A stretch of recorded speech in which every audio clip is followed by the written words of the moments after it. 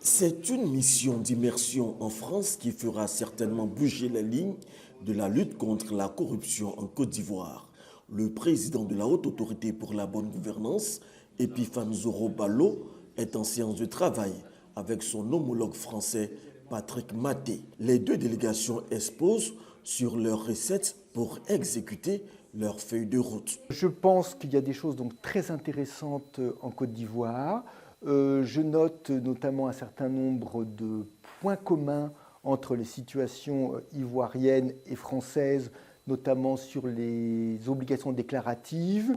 Et je crois d'ailleurs que les approches sur ce sujet présentent donc un certain nombre de points communs et donc d'analyses communes sur cette notion donc de respect de la probité auprès des responsables publics. Partager les expériences mieux, consolider la collaboration pour faire respecter les règles de bonne gouvernance, les présidents des deux institutions donnent les enjeux de cette rencontre. Vous voyez, on échange pour essayer d'améliorer nos pratiques. On est à la disposition de nos concitoyens pour améliorer la confiance dans la déontologie. C'est ça l'objectif que nous nous assignons et c'est un objectif qui est à renouveler, j'allais dire, quasiment quotidiennement.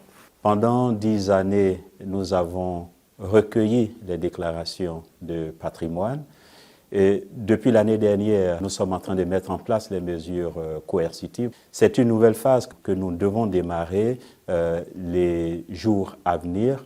Et il était important de venir écouter nos homologues qui ont déjà cette expérience de traitement des déclarations de patrimoine et nous enrichir des bonnes pratiques, mais également partager avec nos homologues les pratiques que nous avons en Côte d'Ivoire sur la question des déclarations de patrimoine, mais pas seulement, également sur la conduite des investigations en matière de corruption et sur la mise en place d'un dispositif de recueil et de signalement des cas de corruption.